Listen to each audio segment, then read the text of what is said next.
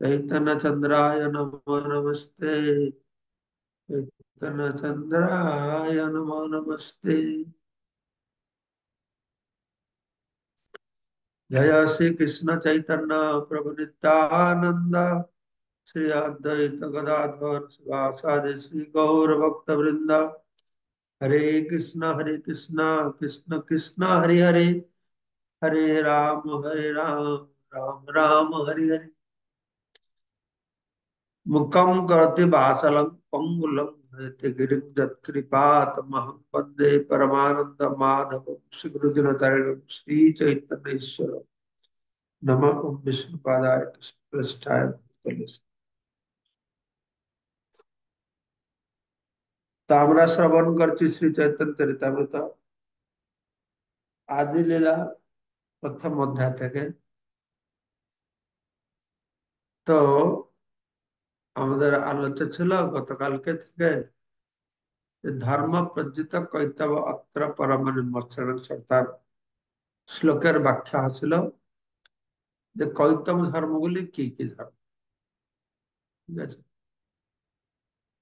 সেই সম্পর্কে আমরা কর্মকাণ্ড একটি কৈতব ধর্ম। কৈতব ধর্ম মানে যেটাকে আমরা ধর্ম বলে গ্রহণ করি, কিন্তু ধর্মের যে আসল লক্ষ্য সেখানে আমাকে পৌঁছাতে পারে না, অর্থাৎ এটা অসম্পূর্ণ মার্গ, সম্পূর্ণ নয়। তো সেই সম্পর্কে আমরা কর্মের কথা আলোচনা করলাম। কর্ম কিভাবে একটি কৈতব ধর্ম, জ্ঞান তার থেকে আরো বেশি কৈতব, চিটিং বাজ, সেটা আমরা শুনবো। আজকে যোগীদের কথা প্রভুপাদ বলছেন। তো যোগীদের যোগসিদ্ধির পন্থা ও পারমার্থিক উপলব্ধির পথে এক মস্ত বড় প্রতিবন্ধক। কর্ম, জ্ঞান, যোগ এগুলো সব প্রতিবন্ধক। একজন জার্মান থেকে পণ্ডিত এসেছিলেন, যিনি ভারতবর্ষে এসে ভগবত ভক্তির পন্থা অবলম্বন করছিলেন। তিনি বলেছিলেন যে জড় বিজ্ঞান ইতিমধ্যে যৌগিক সিদ্ধিগুলি আয়ত্ত করেছে, তাই তিনি ভারতবর্ষে যৌগিক সিদ্ধি লাভের পন্থা অনুশীলন করার জন্য আসেননি। পক্ষান্তরে শ্রীমদ ভাগবতে বর্ণিত ভগবত ভক্তির পন্থা অনুশীলন করার জন্যই তার এই দেশে আগমন। জার্মান থেকে একজন অনুসন্ধিৎসু ব্যক্তি এসেছিলেন। তিনি বললেন যে যোগ্য পন্থায় যেসব সিদ্ধি প্রাপ্ত হওয়া যায় সেগুলো তো ভৌতিক জগতের বৈজ্ঞানিকরা পেয়ে গেছে। যেরকম যোগের মাধ্যমে যোগীরা আকাশে উড়ে যেতে পারে, এখনো মানুষ যন্ত্র দিয়ে এরোপ্লেনে উড়ে যেতে পারছে। যোগের মাধ্যমে প্রাপ্তি সিদ্ধি, ঘরে বসে যা চাইবে তা পেয়ে যাবে। এখনো আমাদের না গেলে ঘরে সুইচ টিপলেই, ফোন টিপলেই বাস ঘরে এসে দিয়ে যাবে। তো এইরকম তার উপলব্ধি হলো যে যোগ্য সিদ্ধি কি দরকার, জড় বিজ্ঞান তো সেটাও পাচ্ছে। তো সেটা যেন আমি ভারতবর্ষে আসে না। তিনি বলেন আমি ভারতবর্ষে এসেছি, সেটা হচ্ছে এই শ্রীমদ ভাগবতে বর্ণিত যে ভগবত ভক্তির পন্থা সেটা অনুশীলন করো। যোগ সিদ্ধির প্রভাবে যোগী প্রভূত শক্তি লাভ করে, যার ফলে সাময়িক ভাবে এই জন্ম মৃত্যু জরাব্যাধির কবল থেকে মুক্ত পেতে পারে, যা আধুনিক বিজ্ঞানও কিছু মাত্রায় আয়ত্ত করতে সক্ষম হয়েছে। পূর্ণ মাত্রায় নয়, কিছুটা হয়েছে। জন্ম মৃত্যু যারা ব্যাধি, জন্ম মৃত্যু যারা আমাদের কিছুটা আয়ত্ত করা যাবে। যেরকম ভৌতিক জগতে স্বর্গ লোকে সেখানে তো বহুকাল পর্যন্ত ব্যাধি, তাদের ব্যাধি হয় না, বৃদ্ধ হয় না। আর মৃত্যু হলো মানুষকে বাঁচিয়ে দেয়। স্বর্গলোকে দূরের কথা থাকবে, অসুরেরা, ভাগবত এটা লীলা আছে না, কি যুদ্ধ হচ্ছিল অসুরদের সঙ্গে, শুক্রাচার্য একটা তৈরি করেছে, যে লোক মারা যাবে সে পুকুরে ফেলে দিলে আবার সে বেঁচে যাবে। তো এই জন্ম মৃত্যু যারা ব্যাধি, হ্যাঁ, তো সেটা কিছুটা সক্ষম হয়েছে, এই যোগসিদ্ধির প্রভাব যেটা লাভ করা যায়। কিন্তু এই ধরনের যৌগিক শক্তি জড়জাগতিক দুঃখ থেকে মানুষকে চিরতরে মুক্তি দিতে পারবে না। কিছুটা ব্যাধি থেকে মুক্তি দিতে পারে, বা কিছু পরিমাণে দিতে পারে, কিন্তু চিরতরে দিতে পারবে না। তাই শ্রীমদ্ ভাগবতে ধর্ম অনুশীলনের এই পন্থাকেও কপট বা ছল ধর্ম বলে বর্ণনা করা হয়। যোগীদের যোগ সাধনা, যে সিদ্ধি লাভ করবার জন্য অনিমা লঘিমা প্রাপ্তি প্রকাম্য ঈশিতা বসিতা কামবসিতা ভুক্তি মুক্তি সিদ্ধিকামী সকলে অশান্ত। ভুক্তি, কর্মকাণ্ডীরা ভুক্তি, জ্ঞানকাণ্ডীরা মুক্তি, যোগীরা আছে সিদ্ধি। ভুক্তি মুক্তি সিদ্ধিকামী সকলে অশান্ত, কৃষ্ণ ভক্ত নিষ্কাম অতএব শান্ত। এই জন্য এই সমস্ত ধর্মকে ছল ধর্ম বলে বলা হয়। ভগবত গীতায় স্পষ্ট বর্ণনা করা হয়েছে যে সর্বশ্রেষ্ঠ যোগী হচ্ছেন তিনি, যিনি নিরন্তর তার হৃদয়ে ভগবানের চিন্তা করেন। যোগী নাম অপি সর্বেষাং মৎগতান্তরাত্মনা, ঐকান্তিক প্রীতি সহকারে তার সেবা করেন। তো এখানকার বর্ণনা থেকে বোঝা যাচ্ছে একটা জিনিস আমি লক্ষ্য করছি, কর্মকাণ্ডটা সুস্পষ্ট হয়েছে, জ্ঞানে নিরাকার ব্রহ্মটা প্রবেশটা সুস্পষ্ট হয়েছে, যোগীদের যোগ সিদ্ধি পন্থা। আমরা এমনি যোগীদেরকে, অর্থাৎ ধ্যান যোগী, তো ধ্যান যোগীরা পরমাত্মাকে উপলব্ধি করে। কিন্তু এখানে যে যোগীদের কথা বলা হয়েছে, আমার মনে হয় না যে পরমাত্মাকে উপলব্ধি করা যোগীদের কথা বলা হয়েছে। এখানে বলতে সেই যোগী যারা যোগ সিদ্ধি পায়, অষ্ট সিদ্ধি পায়, তাদের কথা বলা হয়েছে। তো তারা অষ্টসিদ্ধি পেল, সেটা জন্ম মৃত্যু যারা ব্যাধি থেকে চিরতরে মুক্তি পাচ্ছে না, ক্ষণস্থায়ী। তাই সেটা হচ্ছে একটা ছল ধর্ম বা কপট। তারপরে সেগুলো কর্ম হয়ে গেল, জ্ঞান হয়ে গেল, যোগ হয়ে গেল। এবার বলছেন দেবাদেবীর উপাসনা, যেটাকে একদম আপনাদের যে প্রশ্ন করেছিলেন, বিদ্যুৎ প্রভুনাকে প্রশ্ন করেছিলেন যে দেবাদেবীর উপাসনাটা কি ছল ধর্ম, কপট ধর্ম? এটা সম্বন্ধে কি বলা হয় তোমরা শুনবো। এটা কপট ধর্ম অবশ্যই।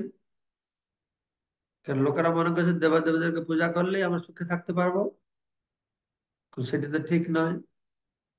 তো এই সম্পর্কে প্রভুপাদ বলছেন যে এই যে বিভিন্ন দেবাদেবীদের আরাধনা করার পন্থা, আহ পূর্বোক্ত কর্মকাণ্ড জ্ঞানকাণ্ডের পন্থা থেকেও অধিক বিপজ্জনক এবং অনিশ্চিত।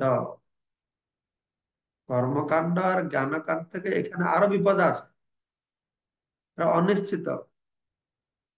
দুর্গা শিব গণেশ সূর্যাদি দেব দেবীর আরাধনা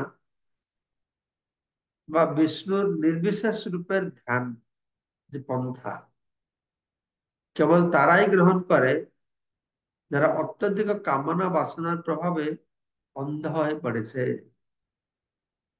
কামস্থিত হৃত জ্ঞান প্রপদ্যন্ত অন্য দেবতা, গীতায় কৃষ্ণ বলেছে। হ্যাঁ, কামস্থিত হৃত জ্ঞান, কামের বশবর্তী হয়, কামনা বাসনার বশবর্তী হয় যারা হিত জ্ঞান, জ্ঞান হারিয়েছে, অন্ধ হয়েছে, প্রপদ্যন্তে অন্য দেবতা, তারা শিব দুর্গা গণেশ সূর্য দেবাদেবীদের উপাসনা করছে, বা যারা বিষ্ণুর নির্বিশেষ রূপের উপাসনা করছে, নিরাকার জ্ঞানী, তাদেরও কামনা বাসনা কম নেই। তাদেরও কামনা বাসনা খুব প্রচুর। কি করে? জ্ঞানীরা তো সম্পূর্ণরূপে ভৌতিক জগৎ থেকে মুক্তি পেয়েছে। কর্মকাণ্ডের তো শরীর সুখ চায়। জ্ঞানীরা তো শরীর সুখ চায় না, তারা তো বুঝতে পারছে আমি শরীর নয়, আমি চিন্ময় আত্মা। তাদের এইটুকু আত্মজ্ঞান হয়েছে। তাহলে তারাও কি করে কামনা বাসনা অন্ধ হয়েছে? এই সম্পর্কে শ্রীল প্রভুপাদ একটি সুন্দর কথা বলছেন।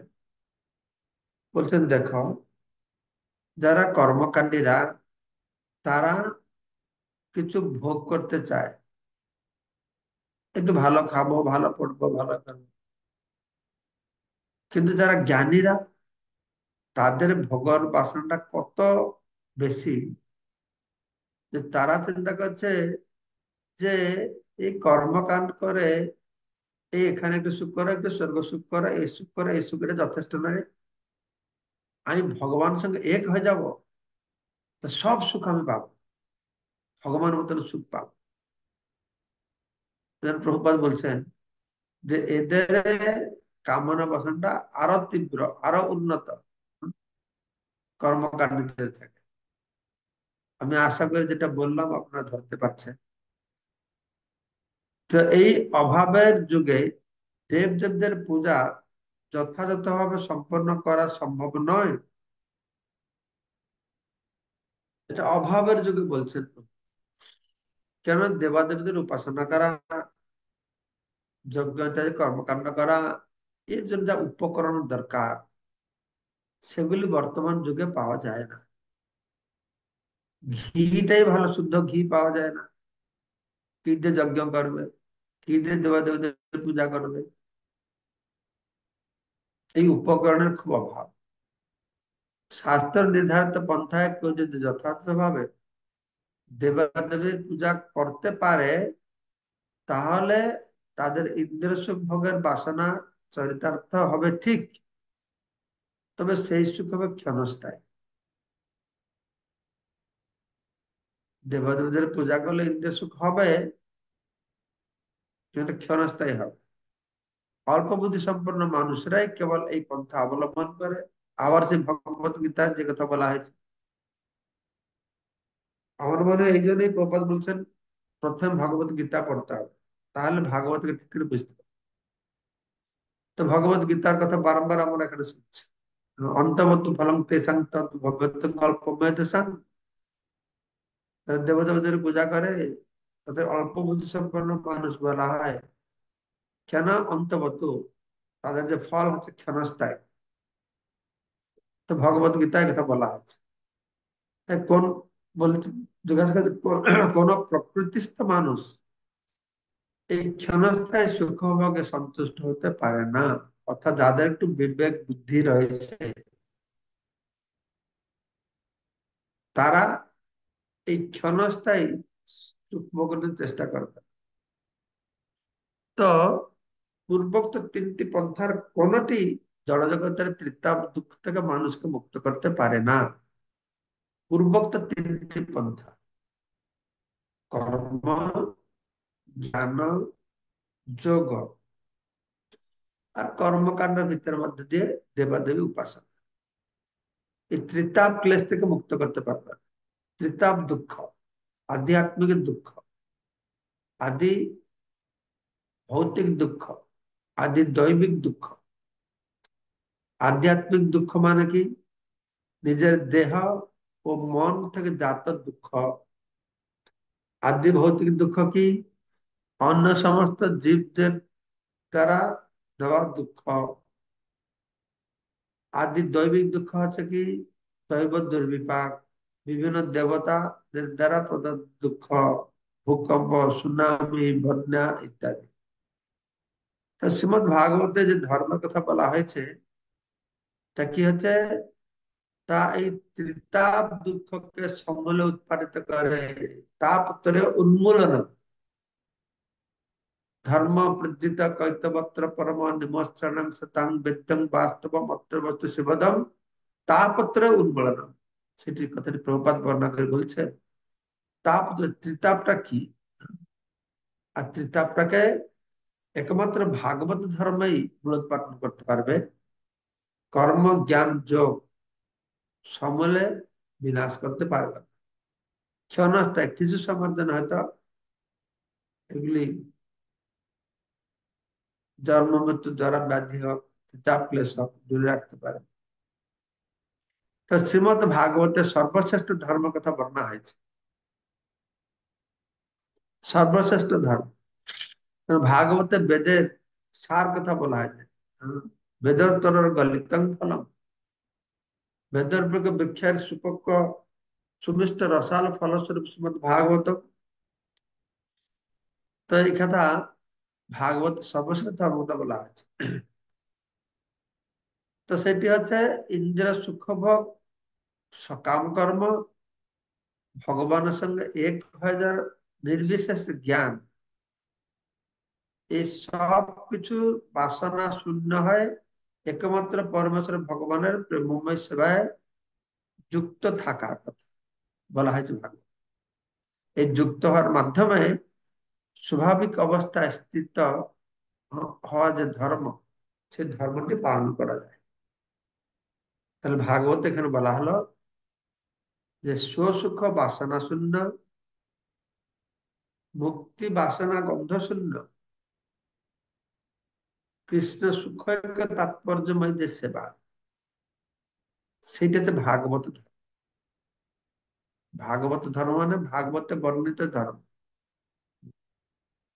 তো এখানে ইন্দ্রিয় সুখ ভোগ, সকাম কর্ম, ভগবান সঙ্গে এক হাজার বাসনা বা নির্বিশেষে জ্ঞান, এই সব কিছুকে বাদ দেওয়া হয়েছে।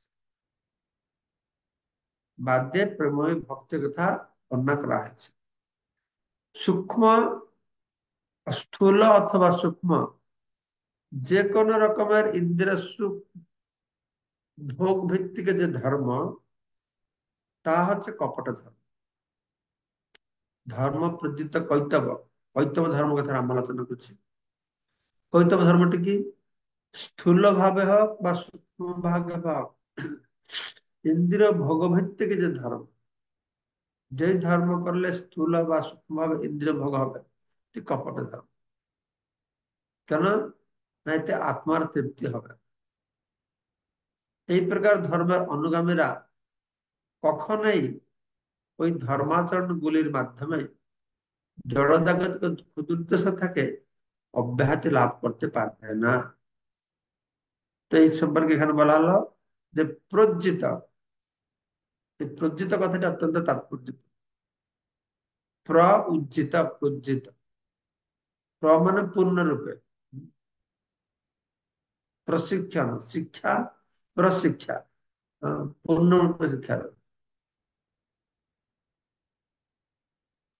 তো প্রজ্জিত, মানে পূর্ণরূপে, উজ্জিত মানে বর্জন করা, সমূলে মূলোৎপাটন করা। কর্মকাণ্ডীয় ধর্ম সরাসরি ভাবে স্থূল ইন্দ্রিয় সুখের পন্থা, পরমেশ্বর ভগবানের সঙ্গে এক হয়ে যাওয়ার যে জ্ঞানীদের পন্থা, তা হচ্ছে সূক্ষ্ম ইন্দ্রিয় সুখ ভোগ। তো এটা হচ্ছে আহ কর্মকাণ্ডের মধ্যে আমরা যে সুখ পাচ্ছি, এটা স্থূল ইন্দ্রিয় সুখ ভোগ। আর জ্ঞানযোগীরা, জ্ঞান মার্গীরা যে সুখ পাচ্ছে, এটা সূক্ষ্ম ইন্দ্রিয় সুখ ভোগ। যে তারা ভগবানের সঙ্গে এক হয়ে সুখ ভোগ করতে চায়। আর কর্মকাণ্ডীরা ভগবান থেকে আলাদা থেকে সুখ ভোগ করতে চায়। কর্মকাণ্ডীরা ভগবান থেকে আলাদা হয়ে সুখ ভোগ করতে চায়, জ্ঞানীরা ভগবানের সঙ্গে এক হয়ে সুখ ভোগ করতে চায়, ভক্তরা ভগবানের সেবা করে সুখ পেতে চায়। এই হচ্ছে পার্থক্য। তো এই ধরনের সমস্ত কৈতব ধর্মগুলি স্থূল অথবা সূক্ষ্ম ইন্দ্রিয় ভোগের বাসনার উপরে প্রতিষ্ঠিত। স্থূল আর সূক্ষ্ম দেবাদেবী কর্মকাণ্ডের মাধ্যমে স্থূল ইন্দ্রিয় ভোগের বাসনা, নিরাকার ব্রহ্মের উপাসনা করে ব্রহ্ম এক হাজার সূক্ষ্ম বাসনা। হ্যাঁ, এই সবগুলি হচ্ছে কৈতব ধর্ম। কিন্তু ভাগবত ধর্মে এই সমস্ত কৈতব ধর্মগুলি সর্বতভাবে বর্জন করে একমাত্র ভগবত ভক্তি রূপী সনাতন ধর্মের কথা বর্ণনা করা হয়েছে, যা হচ্ছে জীবের স্বাভাবিক বৃত্তি। এটা হচ্ছে সনাতন। সনাতন মানে নিত্য। দেহ নিত্য নয়, মনটা নিত্য নয়, এর পরিবর্তন হবে, কিন্তু আত্মা হচ্ছে নিত্য। হম।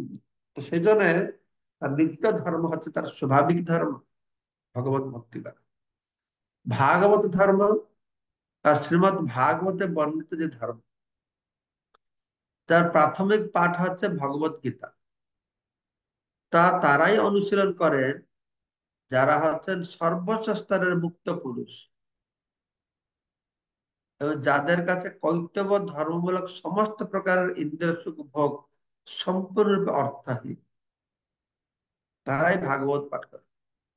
শ্রীমদ ভাগবতম অমলম পুরাণম যদ বৈষ্ণবানাং প্রিয় যস্মিন পারমহংসম একম জ্ঞানম পরম জ্ঞেয়তে। পরমহংস, হ্যাঁ, মুক্ত স্তরে যারা গিয়েছে, যাদের ইন্দ্রিয় ভোগটা জীবনের একটা অর্থহীন বলে যারা বুঝতে পেরেছে, হ্যাঁ, তাদের কাছে এই ইন্দ্রিয় ভোগ করা সূক্ষ্ম ভাবে হোক বা স্থূল ভাবে হোক এটা কর্তব্য বলে মনে হয়েছে, তারা কি করে না এই ভগবত গীতা পাঠ করে। তো সকাম কর্মপরায়ণ ভোগী, যোগী, জ্ঞানী ও মুক্তিকামীদের সকলেরই উদ্দেশ্য হচ্ছে তাদের জড়জাগতিক অবস্থার উন্নতি সাধন করা। সে ভোগী হোক, যোগী হোক, জ্ঞানী হোক, মুক্তিকামী হোক, সবাই সুখ দরকার। হম। জড়জাগতিক অবস্থাকে একটু উন্নত করো। কিন্তু ভগবত ভক্তের জড়জাগতিক অবস্থার উন্নতি করার বাসনা তাদের নেই। তাদের একমাত্র বাসনা আছে পরমেশ্বর ভগবানের সেবা করে তারা সন্তুষ্ট বিধান হয়। তারা সন্তুষ্ট হয় কেন? তাদের সন্তোষটা কিসের সন্তোষ? না, ভগবানের সন্তোষ বিধানের মাধ্যমে। ভগবানের সেবা করেন কেবল তারই সন্তুষ্ট বিধানের জন্য। ভগবানের সন্তুষ্ট হলে জীব সন্তুষ্ট হয়, এটা তার স্বাভাবিক বৃত্তি। কিন্তু এটা কর্ম, জ্ঞান, যোগ দ্বারা হবে না। নিজের ইন্দ্রিয় তৃপ্তির উদ্দেশ্যে তথাকথিত অহিংসা ও পুণ্যের কথা চিন্তা করে অর্জুন স্থির করেছিলেন যে তিনি যুদ্ধ করবে না। তিনি যখন সর্বতভাবে পরমেশ্বর ভগবানের শরণাগত হয়েছেন, সম্পূর্ণরূপে ভাগবত ধর্মের মর্ম উপলব্ধি করতে পেরেছেন, তখন তিনি তার সিদ্ধান্তকে পরিবর্তন করলেন এবং ভগবান তুষ্টি বিধানের জন্য তিনি যুদ্ধ করতে রাজি হলেন। ভগবত গীতার শেষে 18 অধ্যায় শ্লোক নম্বর 73-তে অর্জুন নিজেই বলেছেন, নষ্টমোহ স্মৃতির্লব্ধ্বা তৎপ্রসাদাৎ ময়াচ্যুত স্থিতস্মি গত সন্দেহ করিষ্যে বচনম তব। হে কৃষ্ণ, হে অচ্যুত, আমার মোহ বিনষ্ট হয়েছে, নষ্ট মোহ। তোমার কৃপায় আমার স্মৃতি লাভ হয়েছে, স্মৃতির লব্ধা তৎপ্রসাদাৎ, আমার সন্দেহ দূর হয়েছে। হ্যাঁ, গত সন্দেহ, আমি এখন যথার্থ তত্ত্বজ্ঞানে স্থিত হয়েছি, স্থিতস্মি। এখন আমি তোমার নির্দেশ অনুসারে কর্ম করতে সম্পূর্ণভাবে প্রস্তুত, করিষ্যে বচনম তব। ঠিক আছে? এই বিশুদ্ধ চেতনায় অধিষ্ঠিত হওয়া হচ্ছে জীবের ধর্ম। বিশুদ্ধ চেতনায় থাকলে স্থিতস্মি, হ্যাঁ, সে বিশুদ্ধ চেতনায় স্থিত হয়েছে, আত্মজ্ঞানে স্থিত হয়েছে, তার কোনো সন্দেহ থাকবে না, তার স্মৃতি লাভ হয়েছে। তো তাই প্রকৃত ধর্ম হচ্ছে স্বতঃস্ফূর্ত ভাবে ভগবত প্রেমে মগ্ন হয় ভগবানের সেবা করা। এটা হচ্ছে সিদ্ধান্ত। কর্মকাণ্ড ভালো, জ্ঞানকাণ্ড ভালো, যোগ ভালো, সব ভালো, কিন্তু অমিশ্র ভালো নয়, এটা খারাপ মিশ্র। অমিশ্র সুখ নেই, মিশ্র সুখ পাবে। অমিশ্র সুখটা কি? না, ভগবানের সুখে যখন জীব সুখ লাভ করে, এটা অমিশ্র সুখ। জীব তার স্বরূপে ভগবান নিত্য সেবক, আর এইভাবে ভগবানের সেবা করাই হচ্ছে তার নিত্য ধর্ম। তাকে বলা হচ্ছে সনাতন ধর্ম। ব্যাখ্যা আমরা শ্রবণ করছি, কিন্তু এখানে দেখা যাচ্ছে সনাতন ধর্মটি কি? না, ভগবানের সেবা করা হচ্ছে জীবের নিত্য ধর্ম, সেটাই সনাতন ধর্ম। সেটা নয় আমাদের বইতে কিন্তু বিভিন্ন পন্থা যে দেওয়া হয়েছে, কর্ম, জ্ঞান, যোগ, এগুলো হচ্ছে কপট, ছল। মানুষকে আকর্ষণ করতে বলা হয়েছে, অন্তিম লক্ষ্য এটা নয়। পরমেশ্বর ভগবানকে এখানে বাস্তব বলে বর্ণনা করা হয়েছে। বেদং বাস্তবত্র বস্তু সে বদল। প্রবাদ বলছেন পরমেশ্বর ভগবান হচ্ছেন বস্তু, আর জীব হচ্ছে বাস্তব বস্তুর অসংখ্য আপেক্ষিক অস্তিত্ব বলে বর্ণনা করা হয়েছে।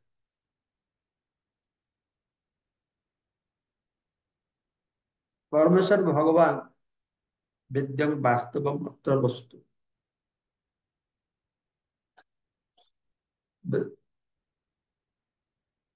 তো ভগবান আছেন বস্তু, আর ভগবানকে এখানে বস্তু বলে বলা হচ্ছে, জীবকে বাস্তব বা বস্তুর অসংখ্য আপেক্ষিক অস্তিত্ব বলে বর্ণনা করা হয়েছে। পরম বস্তুর সঙ্গে আপেক্ষিক বাস্তবাংশের সম্পর্ক কখনোই বিনষ্ট হয় না, কেননা তা হচ্ছে বাস্তবাংশের স্বাভাবিক ধর্ম। বস্তু আর বাস্তব, তো ভগবান হচ্ছেন বস্তু, জীব হচ্ছে তার বাস্তব অংশ। হুম। বেদং বাস্তবম অত্র বস্তু, এই বস্তুর বাস্তব অংশ হচ্ছে জীব। তো এই জীব যদি ভগবানের বাস্তব বাংশ হয়, তাহলে তার স্বাভাবিক ধর্ম হবে তার সেবা করা।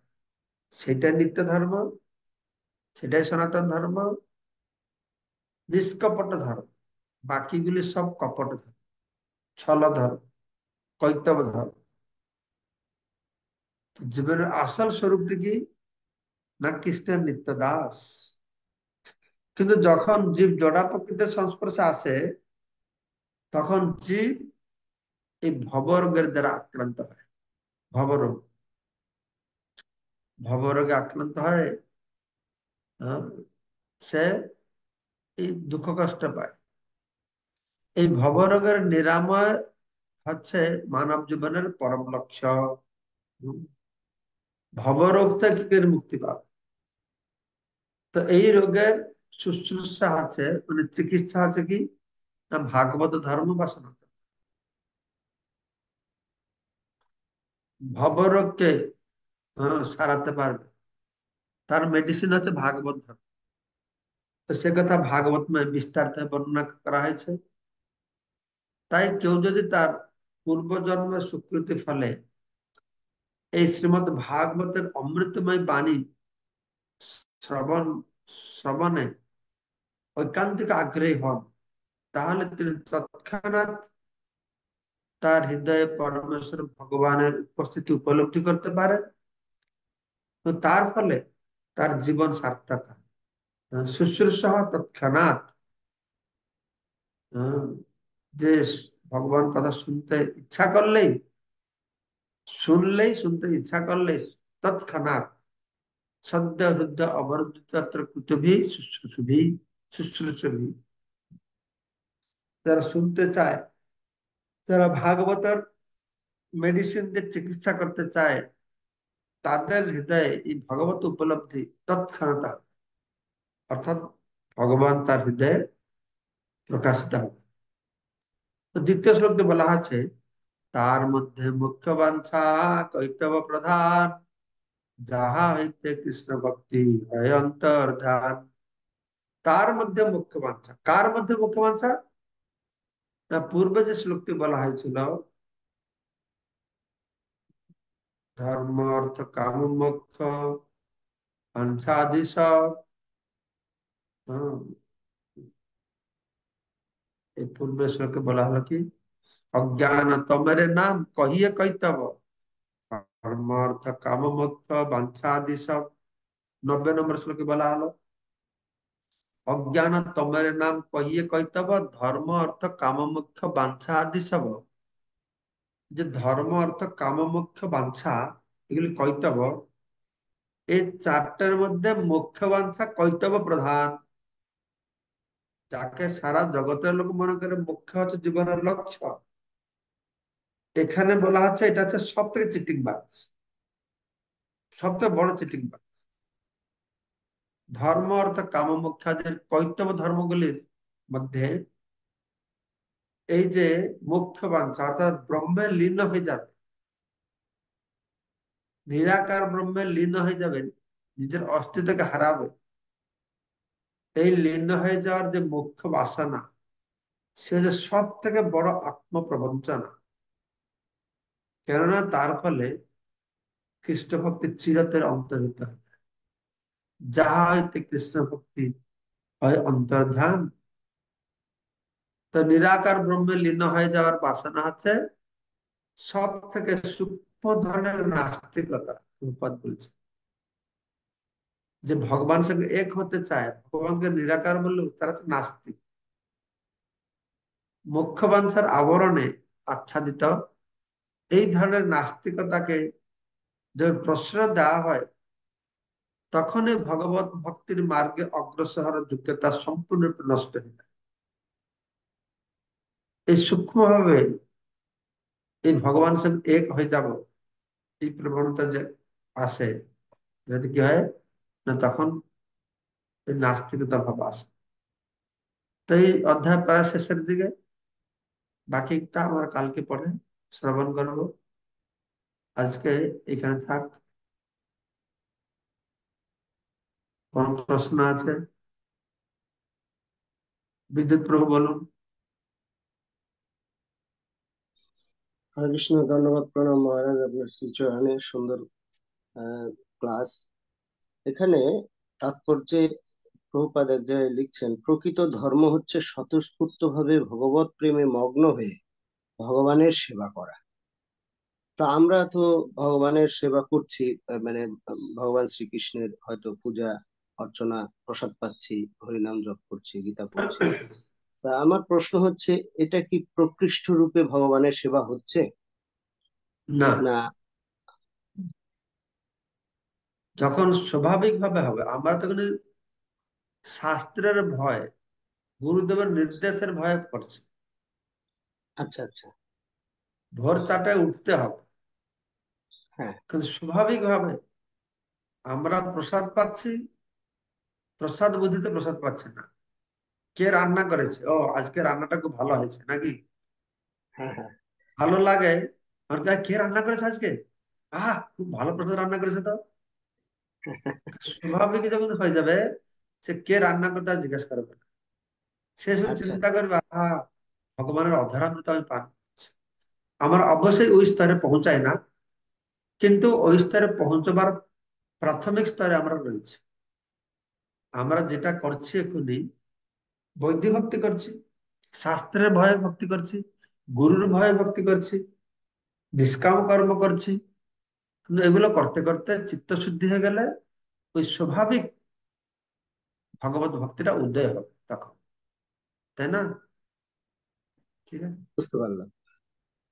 আচ্ছা, মঙ্গলময় প্রভু বলুন। ধন্যবাদ, প্রণাম মহারাজ, আপনার হরে কৃষ্ণ মহারাজ, চরণে ধন্যবাদ, প্রণাম মহারাজ। শোনা যাচ্ছে মহারাজ?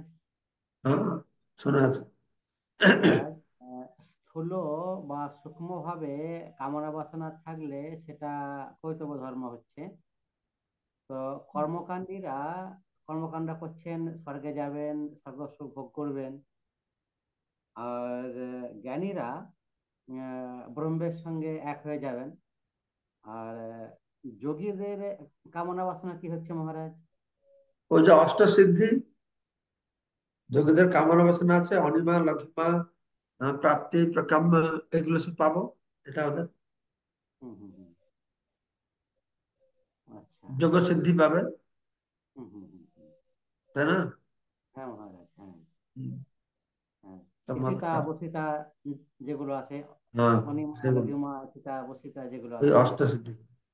হ্যাঁ হ্যাঁ হ্যাঁ। তারপরে জয়ন্তী মাতাজি কি বলছেন আপনি? হরে কৃষ্ণ মহারাজ, প্রণাম মহারাজ। কি সুন্দর আপনার ক্লাস। বলছি মহারাজ, এই যে মানে নির্বিশেষ ব্রহ্মে লীন হয়ে যাওয়ার যে স্বপ্ন, সেটা তো আমাদের হরিনাম বা এইসব আপনাদের সঙ্গে থেকে লীন হয়ে যাচ্ছে, মানে সম্পূর্ণরূপে বহিষ্কৃত হলো। তো মহারাজ, আমরা যখন ভগবানকে খুব ভালোবাসছি, মানে এটা করছি ওটা করছি ভগবানের জন্য সবকিছু করছি, তো সেই যে আমরা তাহলে কোন স্তরে আছি, যখন কিভাবে বুঝবো যে আমরা ভগবানকে খুব ভালোবাসছি, আমরা আর নিচের দিকে নামবো না, বা আমরা একেবারে ভগবানের সাথে, এই যে ভাবটা, এই ভাবটা কেমন হবে মহারাজ? আমরা কেমন করে বুঝবো যে ভগবানকে খুব আপনি তো ভালোবাসছি? আপনার প্রশ্নটাই তো ভুল। আপনি যে বলছেন ভগবানকে ভালোবাসছি, হ্যাঁ। প্রথম কথা আমার আপনাদের ভগবান ভালোই বাসে না। ভগবান ভালোবাসা নেই। ছেলে মেয়ে বউ ঘরের প্রতি যেরকম ভালোবাসা, হ্যাঁ। সেরকম তো ভালোবাসাই নেই। তারপরে বলছেন আমি যত উপরে উঠেছি, কেন কি করলে নিচে নামবো না? প্রথমে বলতে আমি উপরেই উঠি না, উপরে উঠলে না নামবো? উপরে উঠি না, সেই জন্য উপরে উঠার জন্য চেষ্টা করতে হবে, ভগবানকে ভালোবাসার জন্য চেষ্টা করতে হবে। ভগবানকে কিরকম ভালোবাসবো? না, বিশ্বতে যেই মত প্রীতি আছে আমার, সেই মত প্রীতি হোক চরণে তো। আমার সেই রকম প্রীতি হয়েছে, আর সেই রকম প্রীতি হয়ে গেলে আপনাকে আর চিন্তা করতে হবে না, এই প্রশ্ন আসবে না আমার কি কি পতন হবে না, আর হবেই না। সে ভগবান প্রীতি বিধানের জন্য সে হয়ে যাবে না, বাকি সবগুলো বিষের মতন লাগবে, আপনার বিষ মতন লাগবে, আপনার জীবনটা বিষের মতন লাগবে, পুত্র পরিজন বিষের মতন লাগবে, কেউ আপনাকে পরামর্শ বিষের মতন লাগবে। এগুলো সব মাধুর্য কাব্যবিদ্যে ছিল, বিশ্বনাথ চক্রবর্তী সুন্দর বর্ণনা করেছেন। ওই স্তরে চলে গেলে তার সবগুলি তাকে কিরকম প্রতীয়মান হবে, মানে কিরকম মনে হবে তার। হুম, সেই ভগবত ভক্তি স্তর অতি উন্নত স্তর। হ্যাঁ পূর্ণেশ মহারাজ। গৌর প্রভু। হরে কৃষ্ণ, দণ্ডবাদ প্রণাম মহারাজ। মহারাজ, শুদ্ধ চেতনার কথা যখন বলছেন, আমরা অনেক সময় দেখি যে যখন শাস্ত্রগ্রন্থ অধ্যয়ন করি এবং শুদ্ধ ভক্তের সঙ্গ করি, তখন আমাদের শুদ্ধ চেতনা কাজ করে এবং আমাদের চিন্তা চেতনা, কাজকর্ম ওই রকম আসে। কিন্তু অনেক সময় আবার এইরকম চেতনা বিক্ষিপ্ত হয়ে যায় যখন জাগতিক, তখন আমাদের ইন্দ্রিয়গুলো অন্যরকম কাজ করে। কিন্তু তখন বোঝা যায় যে এই জন্য আমাদের সঙ্গ প্রভাবে আমাদের এই চেতনা কলুষিত হয়েছে। তখন তখন আমাদের কি করা উচিত? আমরা এ থেকে অনেক সময় অনেক খারাপ কর্মও করে বসি। এই কারণে এ থেকে মুক্তির উপায় কি? মুক্তির উপায় তো তুমি বলে ফেলেছো অলরেডি। একমাত্র উপায় হচ্ছে সৎসঙ্গে থাকা। আমাদের এই চেতনাটা কলুষিত হয়েছে বলে আমি প্রথমে পাপ করেও পাপ যে করছি বুঝতে পারি না। কলুষিত চেতনাটা অত কলুষিত হয়ে গেছে, বাহিরের লোকেরা পাপ করে কিন্তু পাপ করছে বলে বুঝে না, বরঞ্চ মনে করে এইটাই আমার ধর্ম, পাপ করাটাই আমার ধর্ম। একটা হয়ে গেল। তারপর থেকে যারা একটু মহারাজ, উন্নত হচ্ছে, আমাদের মতন যারা, আমরা এদিকের নাকি ওদিকের নেই, একুলের নাকি ওকুলের নাই, আমরা অত পতিত নই আর পরমহংস নেই। তা আমাদের এইটুকু আমরা হয়েছে, তুমি যেটা বললো এখনই, যে আমরা বুঝতে পারছি সাধুসঙ্গ মাধ্যমে আমাদের কি উন্নতি হয়েছে। আমি বুঝতে পারছি এটা পাপ হচ্ছে, হ্যাঁ। তাই না? হ্যাঁ কিন্তু মহারাজ। প্রকৃতির বশবর্তী হয়ে আমি নিজেকে নিয়ন্ত্রণ না রেখে পাপ কর্ম করে ফেলছি। তো বাহিরের লোক এটা পাপ বলে মনে করে, তার পাপ বলে মনে করে না। আমরা সৎসঙ্গে আসার ফলে ভালো খারাপের বিচারটা আমাদের হয়েছে। যেটা বাহির হ্যাঁ, লোকের ভালো মন্দ বিচারটা নেই। তো আমরা একটা মন্দ বলে বুঝতে পারি, কিন্তু যেহেতু যেভাবে অর্জুন প্রশ্ন জিজ্ঞাসা করছেন যে কার দ্বারা প্ররোচিত হয় মানুষ জেনেও পাপ করে, জানছে পাপ, বলাতিপ নিয়োজিত, বলপূর্বক কি আছে। তো সেই জন্য আমরা প্রকৃতির দ্বারা কাম এসে ক্রোধ এসে রজগুণ শব্দ হব, বশবর্তী আমরা করি। কিন্তু যদি সৎসঙ্গে থাকি তাহলে কি হবে না, আস্তে আস্তে হ্যাঁ শ্রদ্ধা রক্তির ভক্তির অনুক্রমিষ্যতি, যখন আমাদের নিষ্ঠা আত্মার প্রতি ভগবান প্রতি হবে, শ্রদ্ধা আসবে, রতি আসবে, ভক্তি আসবে, তা আস্তে আস্তে আমরা অনুক্রমিত ক্রমে ক্রমে ক্রমে ক্রমে আমরা সেখান থেকে মুক্তি লাভ করতে পারি। সেই জন্য সবসময় ভক্তদের সঙ্গে থাকতে হবে, এই একমাত্র আমাদের রক্ষা পাওয়ার উপায়, আর কোন উপায় নেই। নিরপরাধে মহারাজ। ভক্তের প্রতি অপরাধ না করে সাধুগুরু বছর আনুগত্য থেকে সেবা করতে হবে। ঠিক আছে। মহারাজ, এক্ষেত্রে দেখা যায় যে আমাদের ভক্তদের মধ্য থেকেও অনেক উদ্বেগের কারণ হয় ভক্তরা, এবং যেগুলো আমাদের গুরু পরম্পরা এবং শাস্ত্রের সিদ্ধান্ত বিরুদ্ধ অনেক কার্যক্রম হয়, যার দ্বারাও আমরা অনেক সময় এই বিভ্রান্তের মধ্যে পড়ি। এই ভক্তরা এক্ষেত্রে আমাদের শাস্ত্রের বিরুদ্ধে কাজ করবে, তাদেরকে আমরা দূর থেকে সম্মান করব, তাদের দ্বারা প্রভাবিত হবে না। ঠিক আছে। যারা বুঝতে পারছে যে শাস্ত্রের বিরুদ্ধে কাজ করছে, তো আমরা বাস তাদের সান্নিধ্য বেশি নেব না। যারা শাস্ত্র অনুকূল সেবা করছে, যারা সৎ শিক্ষা দিচ্ছে, সৎ জীবন যাপন করছে, তারই সঙ্গ লাভ করবো, তাই না? ঠিক তাহলে আমাদের মহারাজ। উন্নতি হবে। হ্যাঁ, সেই জন্য তো শাস্ত্র চক্ষু দ্বারা আমরা দেখছি, শাস্ত্র জ্ঞান, হ্যাঁ, হুম, শাস্ত্র জ্ঞানের মাধ্যমে আমরা বুঝতে পারছি এটা ঠিক নয়, তাহলে এর সঙ্গ করলে আমারও অসুবিধা হবে। ঠিক আছে, আমি তার নিন্দা করবো না, তাকে ঘৃণা করবো না, তা থেকে দূরে থাকবো, সম্মান করবো, তাই না? ঠিক ঠিক আছে। ঠিক তো আছে ঠিক আছে, মহারাজ। আজকে তো অনুষ্ঠানে যোগদান করবার জন্য সবাইকে অশেষ ধন্যবাদ। বাঞ্ছা কল্পতরুভ্যশ্চ কল্পতরুভ্যশ্চ কৃপা সিন্ধু কল্পতরুভ্যশ্চ কৃপা সিন্ধুভ্যশ্চ পতিতানাং পাবনাং নমো নমঃ। প্রণাম মহারাজ। পতিতানাং পাবনেভ্যো বৈষ্ণবেভ্যো নমো নমঃ।